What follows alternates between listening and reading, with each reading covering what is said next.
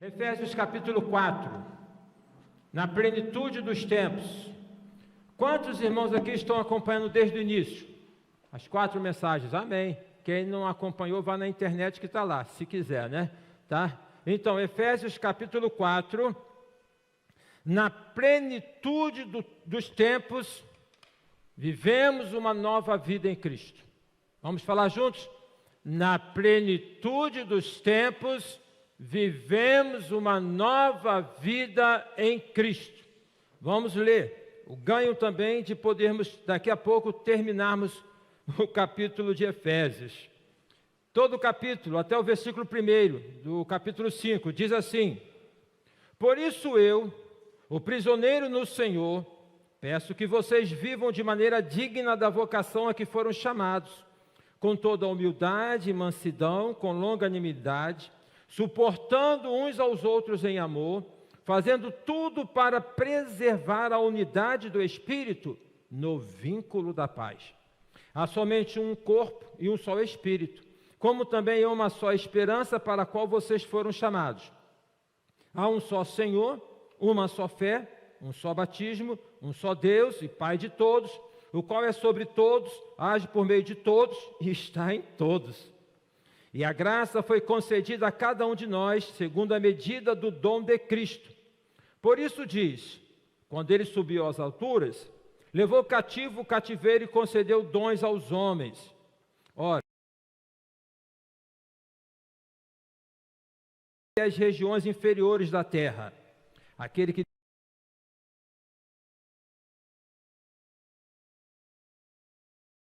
ele mesmo concedeu uns para apóstolos, outros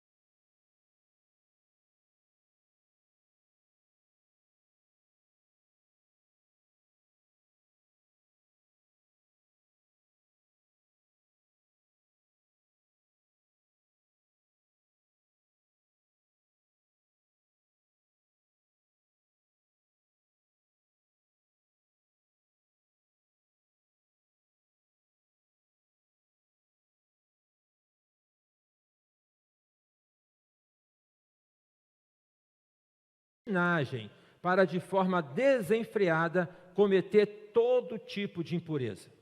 Mas não foi assim que vocês aprenderam de Cristo, se é que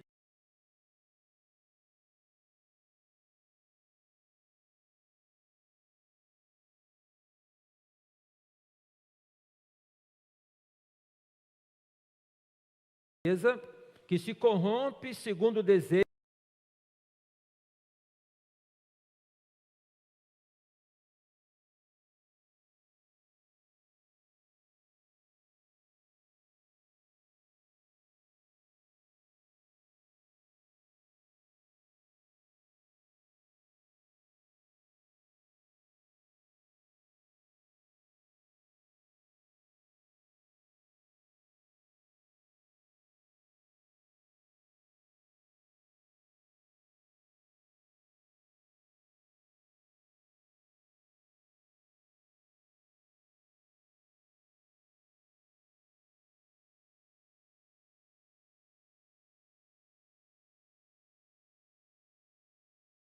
nenhuma palavra suja, mas unicamente a que for boa para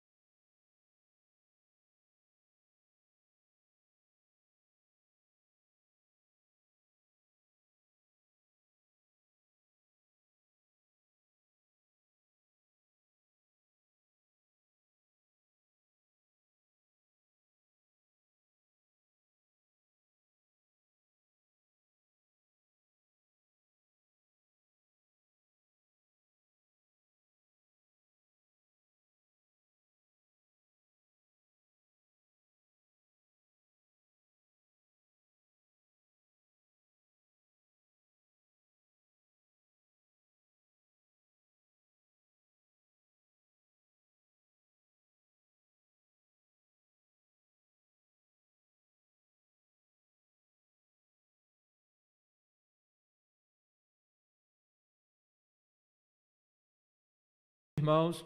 É aí que ele agradece à igreja de Filipos por ter mandado uma oferta para ele. E ali, preso, né, ele tinha a guarda dos soldados do imperador, a guarda pretoriana.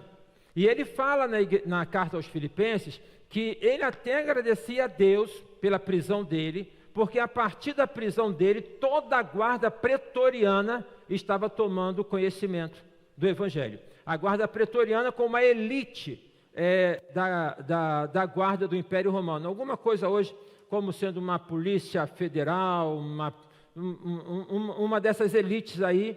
Então, isso, sabe que quem trabalha na área militar, trabalha-se por turno. Então, imagina, chega um turno, é mais uma pessoa que ele vai falar. Chega no outro turno, é outra pessoa que ele vai testemunhar. E assim, ele está levando o Evangelho para estas pessoas que têm uma posição de influência. Os imperadores, eles não aceitavam o Evangelho, mas as esposas, as mulheres, os criados levavam o Evangelho para dentro do palácio dos imperadores. E assim o Evangelho foi minando o Império Romano com a palavra de Deus. Paulo, preso em Roma, ele não se considera prisioneiro do Império Romano, mas prisioneiro de Cristo. Esta expressão prisioneiro de Cristo nos remete a um conceito muito importante na vida cristã, que nós por vezes não atentamos para isso, que é o conceito do senhorio de Cristo. Senhorio de Cristo. Então Jesus veio ao mundo para nos salvar, e nós o recebemos como nosso Salvador, mas também como nosso Senhor. Não tem como poder ter Jesus como Salvador se não quer aceitá-lo como Senhor, porque a salvação pressupõe entrega. Então, entrega é aceitar a direção de Cristo. O senhorio de Cristo não é para explorar, o senhorio de Cristo não é para poder causar sofrimento. O senhorio de Cristo é uma dependência de Deus, sabendo que em todas as circunstâncias, em todas as situações, nós, pela graça de Deus, crescemos, aprendemos e somos desenvolvidos. Por isso que, mais uma vez me referindo à carta aos Filipenses, Paulo fala o seguinte: eu estou acostumado tanto a ter necessidade quanto a ter fartura. Eu posso todas as coisas naquele que me fortalece. Entendem? Então, se eu estou preso, eu posso todas as coisas naquele que me fortalece. Se eu estou vivendo um momento muito bom, eu posso todas as coisas naquele que me fortalece. Me diga uma coisa: quem é que manda na sua vida? Quem é que manda na sua vida? Quem é que dirige a sua vida? Eu não sei quantos aqui já leram aquele livro Em Seus Passos, O que Faria Jesus?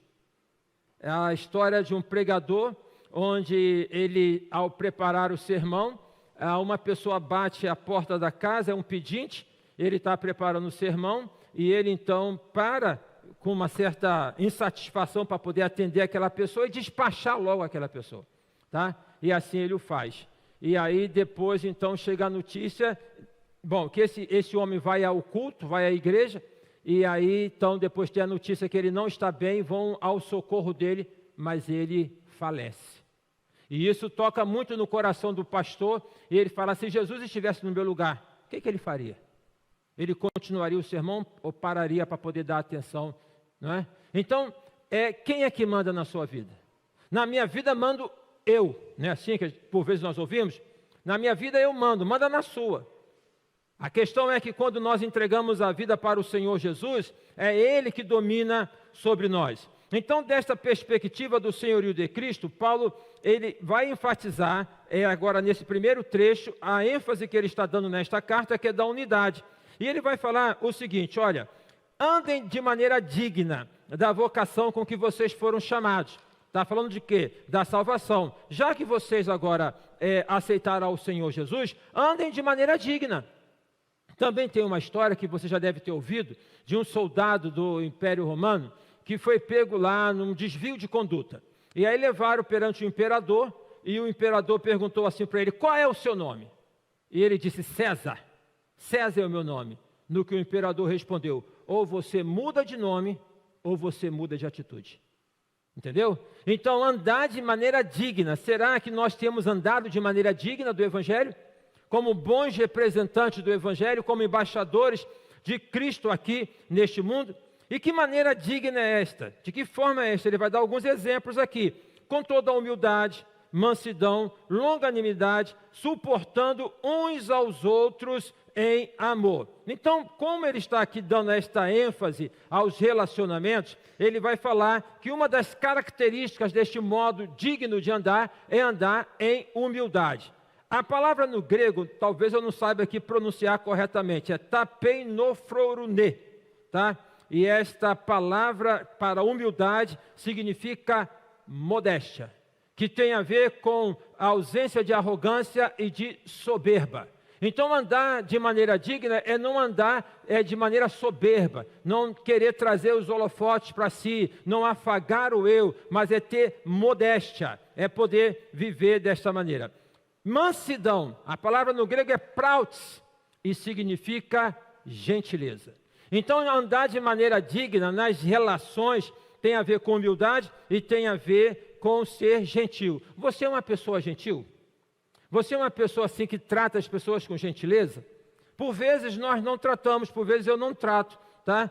Nós desprezamos as pessoas. E quando nós fazemos isso, na maioria das vezes, nós estamos transferindo uma insatisfação que temos dentro de nós para as pessoas. E sabe com quem nós mais fazemos isso? Com as pessoas que nós mais amamos. Porque elas aguentam. Né? Quem está de fora não necessariamente. A minha mãe falava assim para mim: você faz isso porque eu sou sua mãe. Se for fazer por lá fora, você vai ver o que vai acontecer.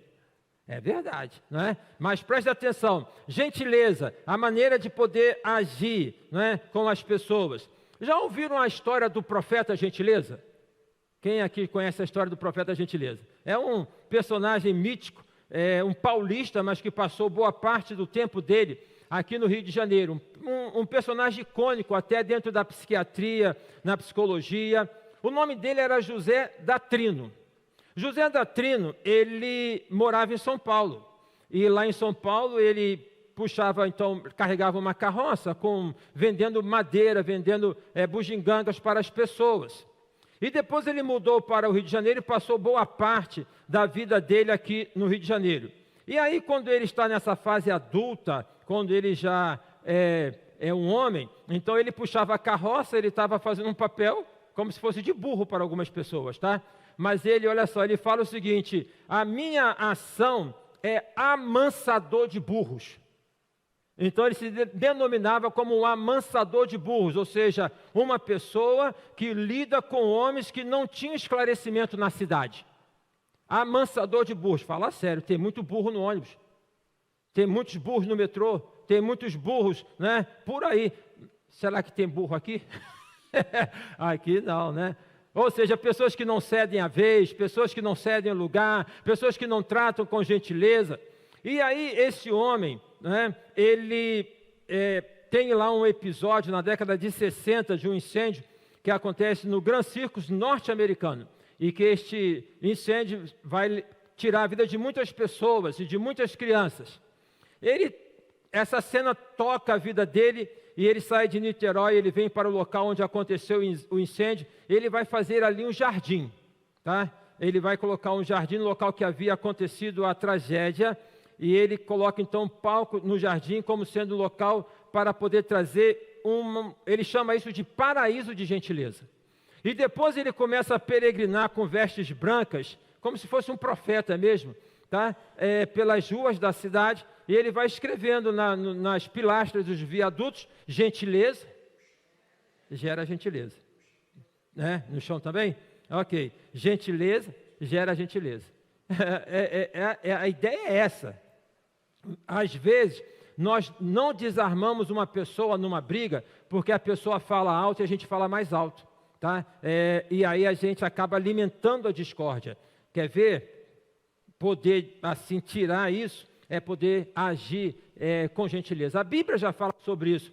Para aquele que te faz mal, trate-o com bem, porque desta maneira você estará colocando brasas vivas sobre a cabeça dele. Então, andar de maneira digna, andar então com humildade, andar que significa ter uma vida de modéstia, andar então de maneira digna é andar com mansidão, e andar de maneira digna também significa longanimidade. E a palavra aqui no grego é macrotumia, que significa tolerância, paciência, que é sinônimo de pessoas que não têm o pavio curto, né? Pessoas que explodem facilmente, sabe? Aquela coisa que aquela granada sai. E o problema de pessoas assim, por vezes eu confesso que eu tenho essa fraqueza, né? É que espalha os cacos, e aí tem que ter a coragem de poder catar os cacos, sabe?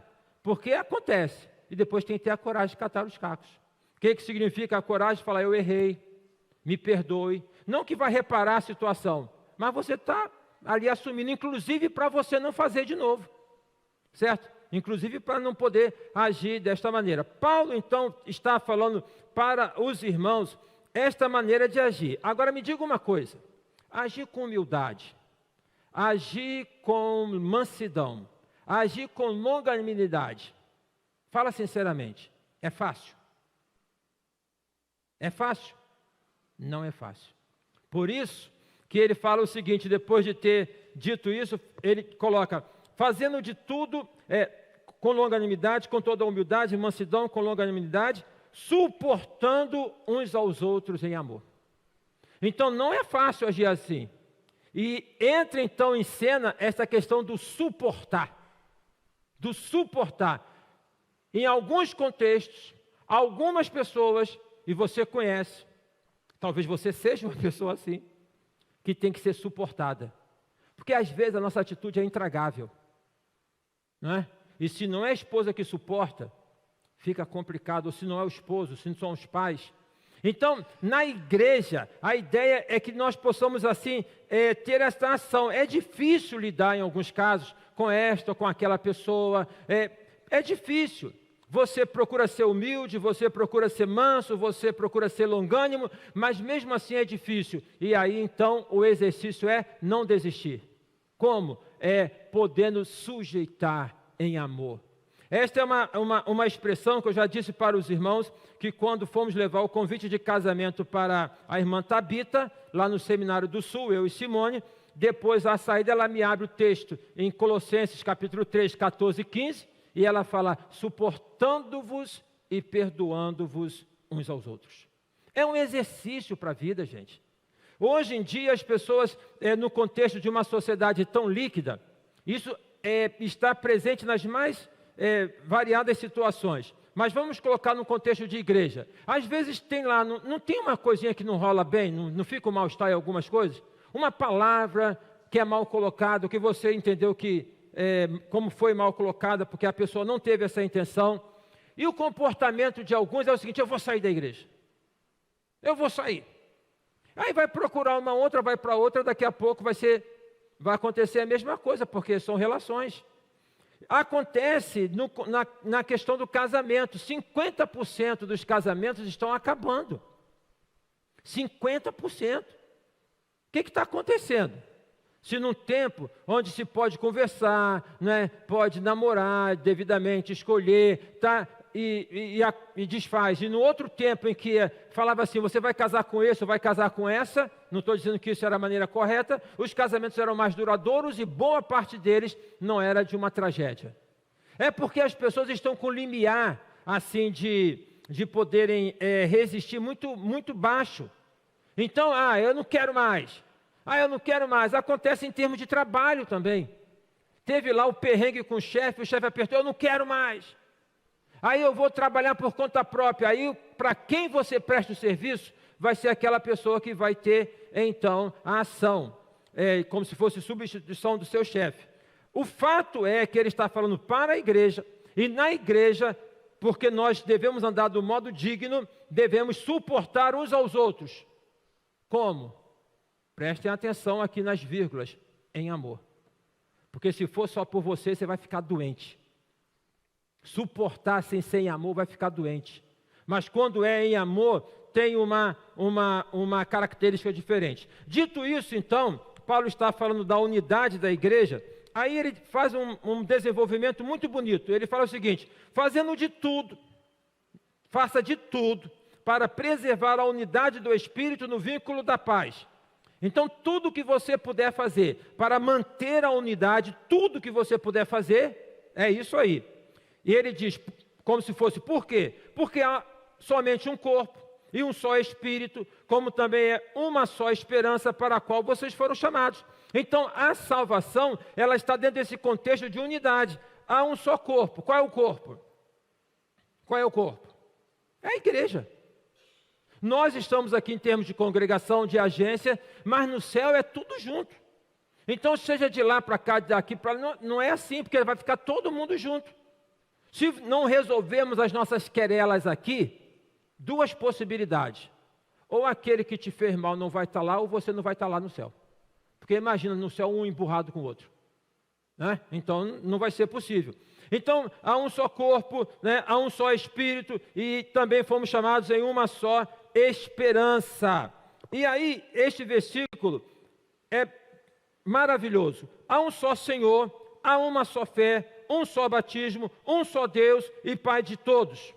Então, só, há um só, não são muitos, há um só, o qual é sobre todos, age por meio de todos e está em todos. Não é bonito isso? Há um só Espírito, há um só Senhor, porque está no meio de todos. Quem que está aqui no nosso meio? O Espírito Santo está aqui no nosso meio e é o que transforma este local num ambiente de igreja. Por vezes, durante a semana, eu entro aqui, eu ajoelho, oro aqui, é um ambiente vazio, é um auditório. Mas quando nós estamos aqui, olha só que coisa, é a igreja. E quem é que está no meio da igreja? Olha as cartas às 7 igrejas da Ásia, lá em Apocalipse, quando tem o candelabro, e quem passeava no meio dos candelabros? Era o Espírito de Deus. Os candelabros representando as igrejas e o Espírito de Deus passeando. Irmãos, que o Espírito Santo de Deus tenha liberdade entre nós e passeie entre nós, amém? É dessa maneira, tá? Para que, então, é Ele que está aqui, age no nosso meio, o qual está sobre nós, Ele age por meio de todos.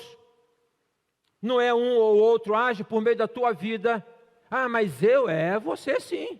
Ele age por meio da tua vida. Se você deixar, Ele vai agir. E vou te dizer, quando você se permite, quando eu me permito ser usado por Deus, eu sou dotado de uma alegria, de uma satisfação sem igual. É o fato de termos estado lá ontem. Estar com as crianças, poder fazer aquela encenação muito bonita. Parabéns lá para a Júlia, parabéns para os irmãos que participaram. Muito bonito, muito bonito. Eu perguntei para o garoto que estava do meu lado, você entendeu? E ele falou assim, entendi, tá? Então, é a satisfação de poder abençoar pessoas. Bom, aí Paulo então termina esse parágrafo e ele vai entrar agora numa outra esfera, já tendo assim feito uma boa conceituação, então, sobre a importância da unidade. Ele vai destacando isso no capítulo 1º, no capítulo 2º, no capítulo 3, tá? No capítulo 12 ele fala que éramos estrangeiros, éramos forasteiros, mas agora somos concidadãos dos santos, família de Deus. Então ele vai trabalhando isso. E agora a partir desse versículo aqui, que é o versículo de número 7, ele vai apresentar aspectos mais práticos. Eu quero que você já veja até agora, vamos até o final, porque agora são aspectos práticos e vai terminar o livro com uma pontuação maravilhosa, digamos, com chave de ouro, se é que podemos falar assim, porque vai falar de um tema afeto a mim e a você o tempo todo, que é o tema da batalha espiritual. O irmão vive uma batalha, nós vivemos uma batalha, o tempo todo, o tempo todo, o tempo todo. E Paulo vai terminar falando sobre isso. Aí então agora ele vai fazer o seguinte, na plenitude dos tempos, Deus nos salvou para vivermos como família espiritual, como igreja de Cristo em união e em unidade. E na plenitude dos tempos, Deus que nos uniu, concedeu dons espirituais a cada um de nós. Observem bem, os dons eles vêm depois que Paulo desenvolve a questão da unidade. Porque imagina, se Deus conferisse dons para a igreja que não tivesse unida, É um desastre.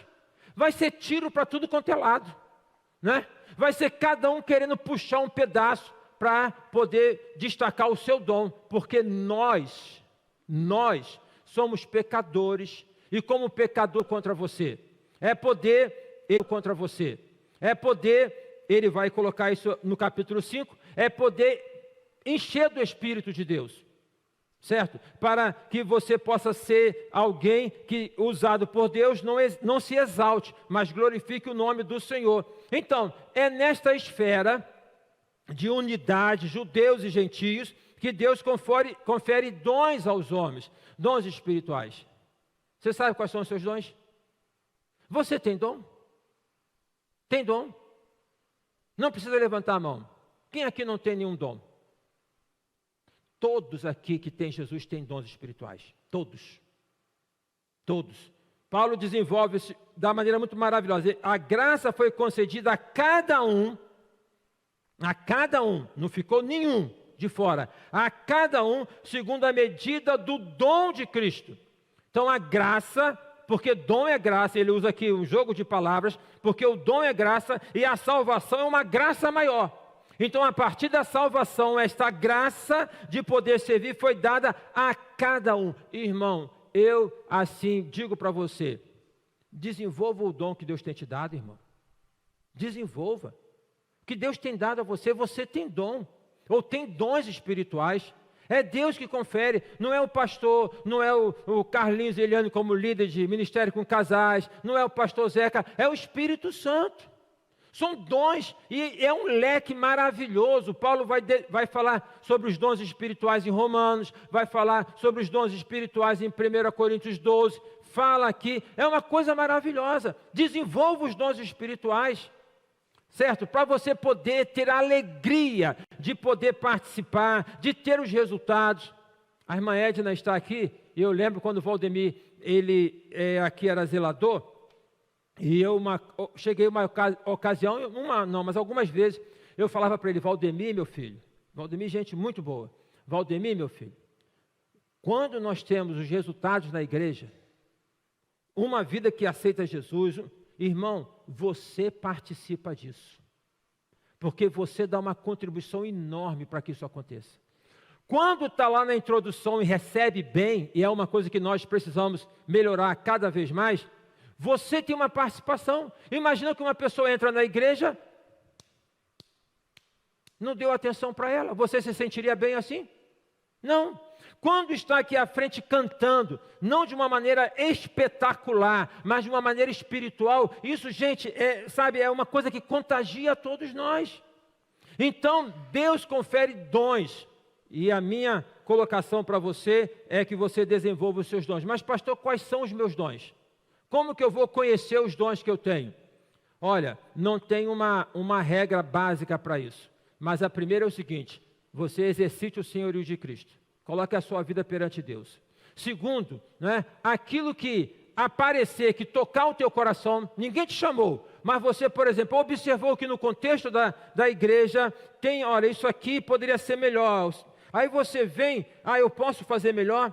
Então considere que essa ação já pode ser uma demonstração de algo que Deus está colocando. Porque na igreja precisa ter um pouco mais de ênfase com crianças, ou então tem um trabalho, pode ser. Ou então uma outra maneira também é o seguinte, alguém que chega para você e fala, irmão, poderia ajudar?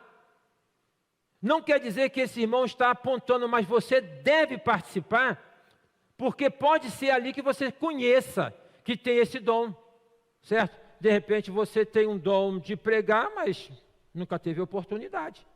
De repente você tem um dom de evangelizar, mas nunca participou de um projeto missionário.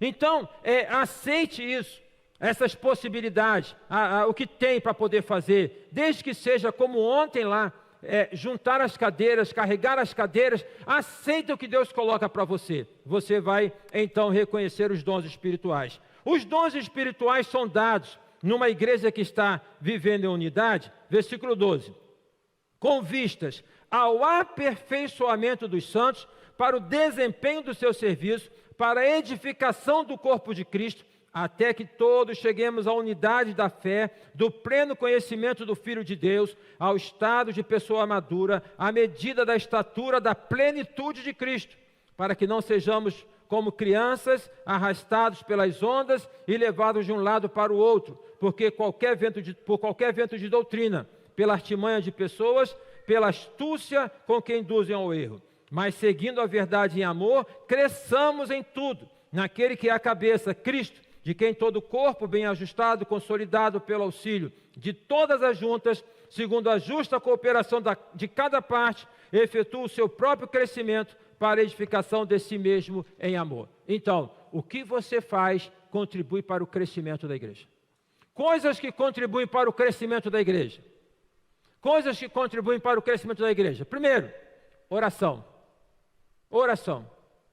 Quando nós oramos e quando você ora por você, ora pela igreja, você está contribuindo para o crescimento da igreja. Segunda coisa que contribui para o crescimento da igreja, aprofundamento na palavra, estudo da palavra, estudar a Bíblia, ler a Bíblia, porque aí Deus vai falar com você. A oração você fala com Deus, na Bíblia Deus fala com você, tá? Terceira coisa que contribui para o desenvolvimento da igreja, fidelidade nos dízimos e ofertas. Quando você é fiel, você dá a sua oferta, dá o seu dízimo, isso então permite que a igreja possa avançar. Por vezes, irmãos, as pessoas nos olham como que pessoas de pires nas mãos, pedintes. Nós não somos pedintes, não é? Nós não somos pedintes. Outra coisa que também contribui para o crescimento da igreja é justamente cada um fazer a sua parte, com exercício dos dons espirituais. E neste exercício, você e os irmãos que atuam sabem muito bem, você vai se deparar com dificuldades. Eu quero programar com o pastor Gilton Medeiros, para nós vermos se podemos realizar ainda esse ano, um curso de líderes na igreja, para a igreja e para outras igrejas também, abordando alguns temas. Dentre os temas abordados, eu tenho menção de um, é a resolução de conflitos. É natural que tenha conflito. É natural que por vezes numa questão e outra tenha um conflito, é natural. O que é antinatural é a forma como se resolve alguns conflitos. Isso é antinatural. Ou seja, a forma por vezes da imposição, a forma do partidarismo, isso é antinatural.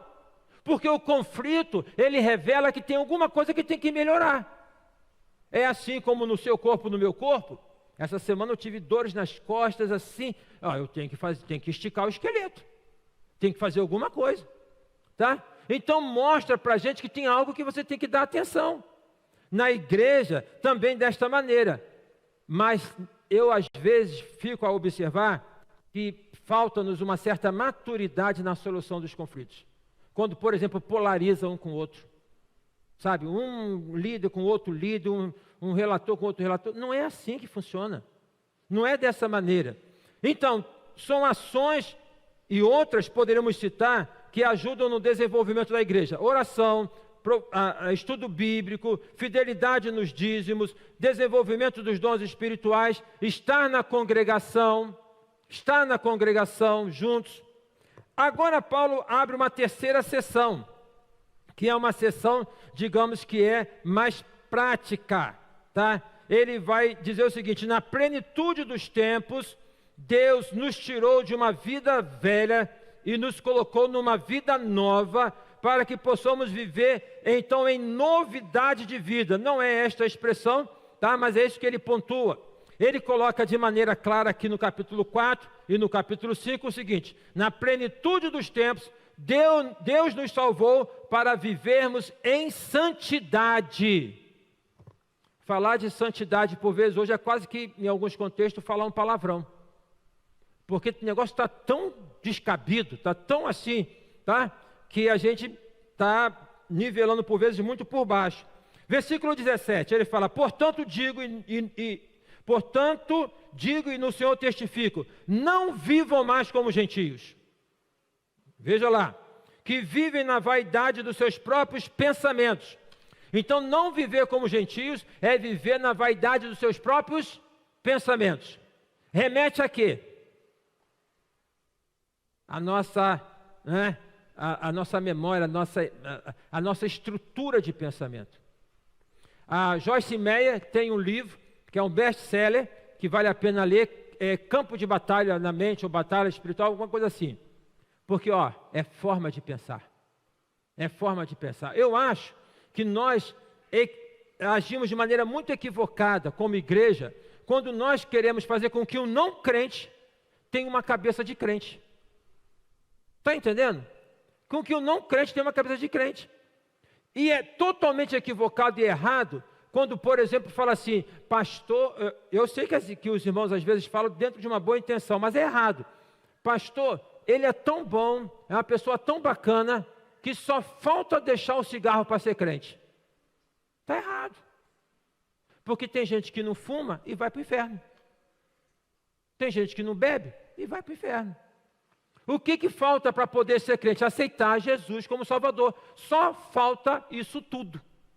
Abrir o coração e aceitar Jesus como Senhor e Salvador. Então, não vamos querer moldar a vida das pessoas. Vamos pregar o Evangelho para poder entrar na mente das pessoas e desconstruir um modelo de mente. Isso aparece muito hoje em dia nos vídeos do YouTube. Né? A gente está vivendo muito esse momento de modelo mental, de não sei o que. Esse pessoal pega as coisas, porque a ciência ela tem, né, essa capacidade de poder ver a estrutura da mente. Eu e você fomos banhados num contexto cultural e temos uma mente formada. Essa mente é formada pela questão cultural, pelo ambiente, ela é formada pelos traumas. Então, uma pessoa que na infância foi abusada sexualmente, possivelmente vai ter dificuldade quando casar na relação sexual, precisa trabalhar isso. Tem a ver, se foi uma vivência de violência, possivelmente vai ter problemas de violência, porque tem uma forma que você inconscientemente aprendeu. Agora, a relação nossa para com Cristo é de nova vida. O que significa? É nascer de novo. Então, é necessário, disse Jesus para Nicodemos, nascer de novo. O que significa nascer de novo? Novo modelo mental. Pensar diferente. Quer ver uma coisa? Quer ver uma coisa muito comum entre nós? Eu estou com uma dorzinha aqui. Está me incomodando. Eu acho que isso é um câncer. Está entendendo? É um modelo mental. Inconsciente que é dado. Quer ver uma outra coisa? Meu filho está demorando a chegar. Meu Deus do céu, acho que ele foi baleado. É um modelo mental, entranhado na gente. A capacidade de podermos pensar sempre no pior e não na questão do melhor. Por exemplo, a Bíblia não fala que nós devemos, Paulo fala em Filipenses que nós não devemos andar ansiosos. Alguém aqui consegue andar sem ansiedade? A questão é que tem alguns que a ansiedade extrapola, certo? Aí Paulo fala, qual é o remédio para não andar ansioso? Paulo fala em Filipenses, 3 coisas. Não andeis ansiosos por coisa alguma. Antes, os vossos pedidos sejam conhecidos diante de Deus, com orações, com súplicas e com ações de graça. Então, para não andar ansioso, você ora, você suplica e você agradece. Entrega nas mãos de Deus a vida, a saúde, o filho, o esposo, o casamento e agradece. Senhor, eu te agradeço pelo meu casamento restaurado. Isso em alguns contextos é desafiador, porque quando você ora, você vai abrir o olho assim, vai falar assim, mas está aí do mesmo jeito. Está entendendo? Mas é isso. É você colocar, Senhor, eu agradeço. É trazer à existência o que não está dado. É uma nova maneira de poder pensar. Mas Paulo está colocando aqui no que é comum quando se vivia antes de ter Cristo. Tendo o seu entendimento obscurecido, separados da vida de Deus, que Deus concede por causa da ignorância em que vivem. Então o pecador está no pecado, mas ele não tem noção disso, é ignorante, no sentido de não conhecer.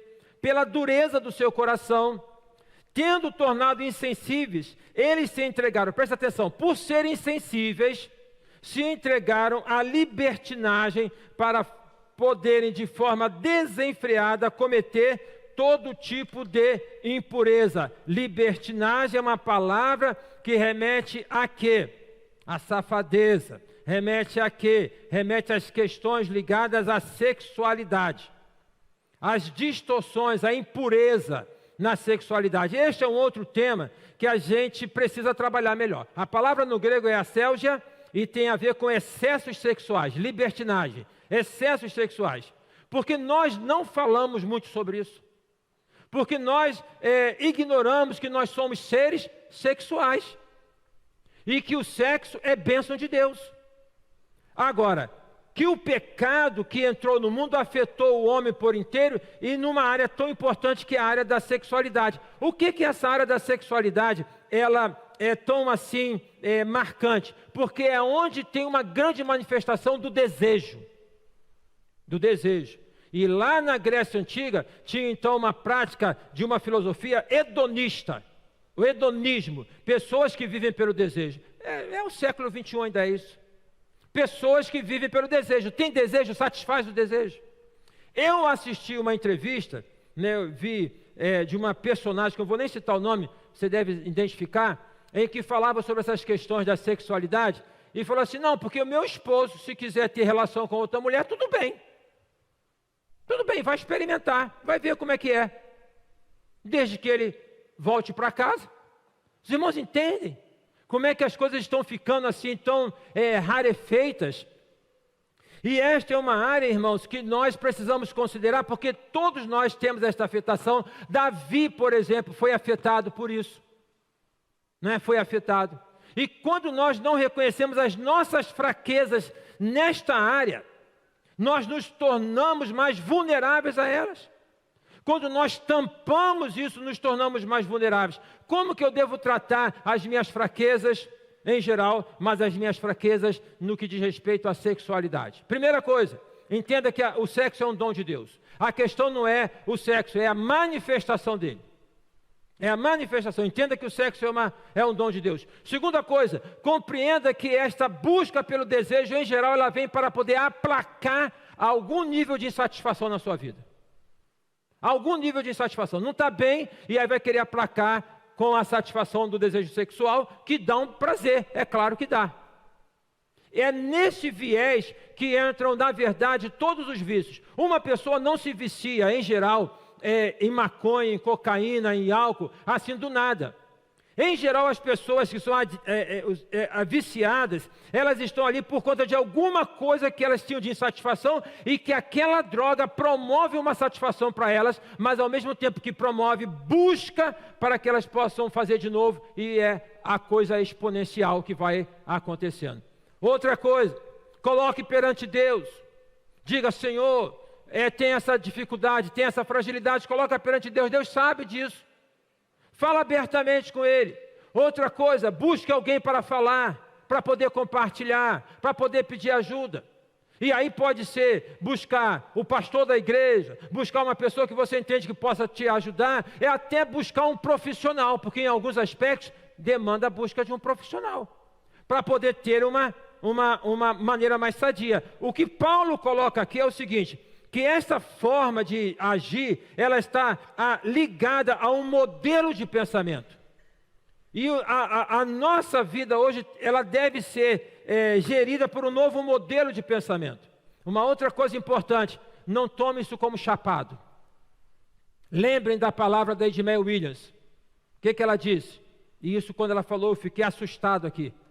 Ela falou que a vontade de Deus não é a nossa salvação. Eu falei, mas jogou por terra 4 anos de seminário que eu fiz. Acabou. Edmeia é fantástica, né? Quero marcar para que ela venha aqui de novo. Aí ela fala, a vontade de Deus é a vossa santificação. Mas não tem santificação para quem não adentra pela porta da salvação. Então, irmãos, tomemos cuidado, porque no afã, por vezes, de queremos viver uma vida de santidade, nós estamos querendo gerar santidade por nós mesmos, e isso é sofrimento e é farisaísmo. Não se gera por você mesmo. Se reconhece a fraqueza, se coloca perante Deus e age conforme Paulo fala em uma de suas cartas, desenvolvei a vossa salvação com temor e com tremor. Ok? Então é um desenvolvimento na nossa vida como um todo. Aí ele fala, mas não foi assim que vocês aprenderam de Cristo. Quer dizer, Cristo ressignificou a nossa vida, os nossos desejos. Se é que de fato ouviram falar dele. Ou seja, se vocês ouviram, tiveram experiência com ele, então... Aí ele fala, quanto à maneira antiga de viver, vocês foram instruídos a deixar de lado a velha natureza, que se corrompe segundo os desejos enganosos. Desejos enganosos, veja aí. E a se deixar renovar, ó, a se deixar. Se não se deixar, não tem como renovar. E a se deixar renovar no espírito do entendimento de vocês, no espírito do entendimento na mente, e se revestir da nova natureza, criada segundo Deus, em justiça e retidão, procedentes da verdade. Então, é isso aí, na plenitude dos tempos, vivendo a nova vida com Cristo. Isso é um exercício para a vida toda, para a vida toda. Agora, nesse último trecho, então, ele vai fazer algumas pontuações, que são pontuações bem específicas, tá? Sobre a maneira, então, de poder agir. Por exemplo, ele vai colocar aqui, por isso deixando a mentira. Crente mente? Quê? Eu ouvi alguém falar muito? Não, né? Então eu estou ouvindo mal. Não, mas fala assim, às vezes mente mesmo. A minha cunhada fala assim, crente não mente, mas aumenta. Pastor, então, eu fiz uma conferência, vieram 500 pessoas à frente. E aí não é isso. Um colega pastor falou para mim, ô Ailton, nos Estados Unidos, pastor que está lá de igreja brasileira, que falar para você assim, a minha igreja tem 300 membros, calcule o dízimo, tem 30 membros. Né? Às vezes tem essa vaidade de querer demonstrar esses números, né? Remete até a Davi quando quis contar o exército dele. Mas mentira, a mentira é justamente deixar a posição da verdade. A Bíblia fala, Jesus falou, sejai o vosso falar? Mas irmão, você falou isso? Não, mas não foi bem isso que eu falei, porque você... Seja o vosso falar sim, sim, não, não. Tem que tomar cuidado com isso. Porque nessa maneira, por vezes, de proceder, o que acontece? É onde surge a fofoca. A fofoca é uma distorção da mentira, é o que hoje está muito em voga aí, que é a tal da fake news. Sabe de um novo golpe que está surgindo no WhatsApp?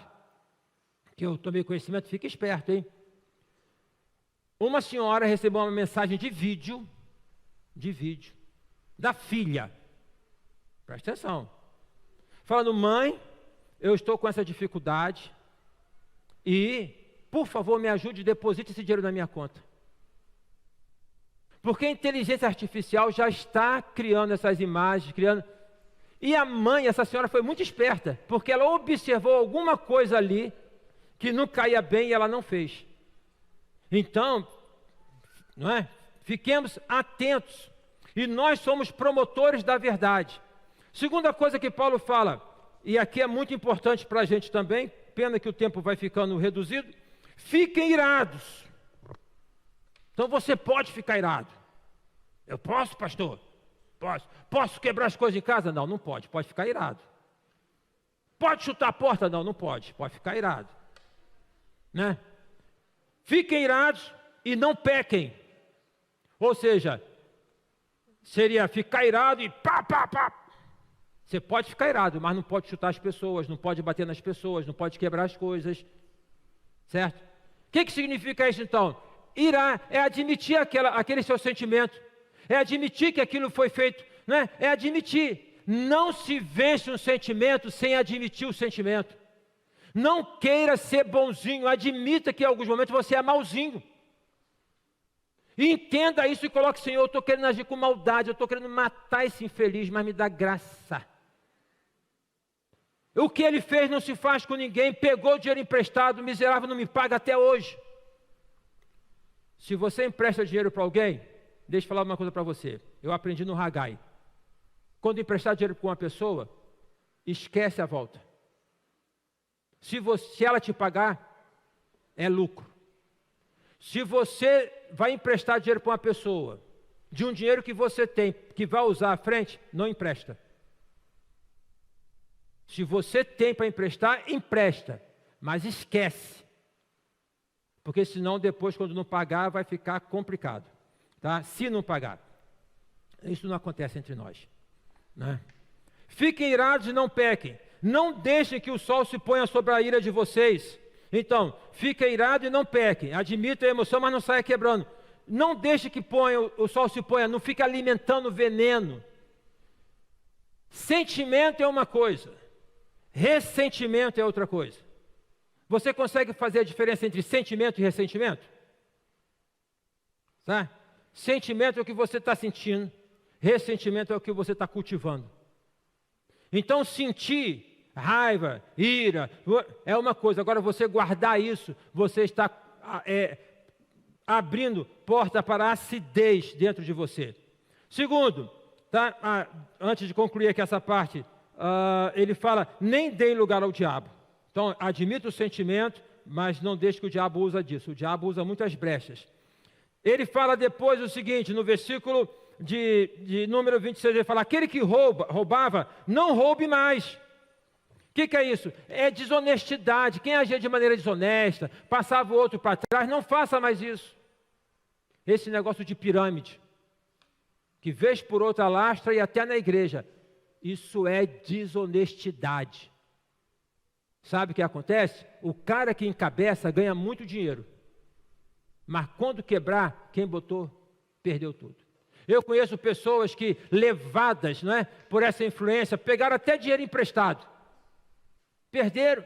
Agora eu fico pensando o seguinte, meus irmãos, às vezes na igreja tem dificuldade de ofertar. Mas para poder, sabe, uma ação como essa, eu aprendi dos meus pais que a maneira que tem para você poder ser bem-sucedido é trabalhar. Trabalha que você consegue. Agora, parece que hoje está querendo as coisas de uma facilidade enorme. Então, quem roubava, não roube mais. Não saia da vossa boca nenhuma palavra suja, mas unicamente a que for boa para edificação, conforme a necessidade, e assim transmita graças ao que o ouvem. Então, aqui não é necessariamente a questão de palavrão, também, mas aquilo que não vai trazer graça. Palavra bendita e palavra maldita. Maldita porque foi imprópria. Eu falei uma palavra para Simone, imprópria, não deveria ter falado. Ela não foi bendita, não foi bem falada, foi maldita. E maldita porque uma vez que a palavra sai, ela entranha na pessoa. E fala sério, tem gente que está com essa palavra entranhada até hoje na cabeça. Porque falou isso ao meu respeito, porque disse isso. Então, toma cuidado para que a palavra seja a palavra de graça. Não entristeça o Espírito Santo, no qual vocês foram selados para o dia da redenção. Eu estou lendo a Bíblia, já estou no livro de Levítico. Ontem, no capítulo 6 de Levítico, me chamou a atenção. Por 3 vezes aparece, e o fogo do altar não pode ser apagado. O fogo do altar não pode ser apagado. Se não me falha a memória, está no versículo, capítulo 6, está lá no versículo 6, está no versículo 10 e está no versículo 13. O fogo do altar não pode ser apagado. Aí me veio a memória e eu coloquei no vídeo hoje. O que Paulo fala para a igreja de Tessalônica? Não extingais o Espírito Santo. Não deixe que o fogo dentro de você do Espírito Santo se apague.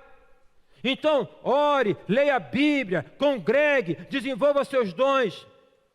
E aí Paulo então coloca o seguinte, que não haja no meio de vocês qualquer amargura, indignação, ira, gritaria, blasfêmia, bem como qualquer maldade. Pelo contrário, sejam bondosos, compassivos uns para com os outros, perdoando uns aos outros, como também Cristo vos perdoou. Então, pureza de coração, pureza, vida espiritual, santidade nas relações. E aí ele conclui nos 2 primeiros versículos do capítulo 5. Portanto, sejam imitadores de Deus como filhos amados, e vivam em amor, como também Cristo nos amou e se entregou por nós, como oferta e sacrifício de aroma agradável a Deus. O nosso desafio é esse. Não é pouca coisa. Hebreus capítulo 12, versículo 1. Portanto, Nós também que estamos rodeados de uma tão grande nuvem de testemunhas, que são os personagens do capítulo 11. Nós que estamos rodeados de uma tão grande nuvem de testemunhas, deixemos todo o embaraço e todo o pecado que tão de perto nos rodeia e corramos com perseverança a carreira que nos está proposta, olhando para Jesus, o autor e consumador da nossa fé. Ore pessoas com quem você pode aprender. Eu posso aprender com você e aprendo. Eu aprendo com todo mundo, escrevo. Aprenda com as pessoas. Mas aprenda mais com o Senhor Jesus. Olha para Jesus. Olhando para Jesus, o autor e o consumador da nossa fé. Paulo aqui fala para sermos imitadores de Cristo. É desta maneira, então, na plenitude dos tempos, em que nós, salvos pelo Senhor Jesus, a nossa vida é dividida entre antes e depois, agora somos convocados, na plenitude dos tempos, a vivermos uma nova vida em Cristo. Amém, irmãos? Que eu e você possamos viver em novidade de vida a cada dia, a cada momento. Vida nova, vida arejada, vento, sussurrado Espírito, frescor de Deus, bálsamo, perfume do Espírito Santo. Que eu e você possamos, a cada dia, vivermos em novidade de vida. Feche os olhos, vamos orar.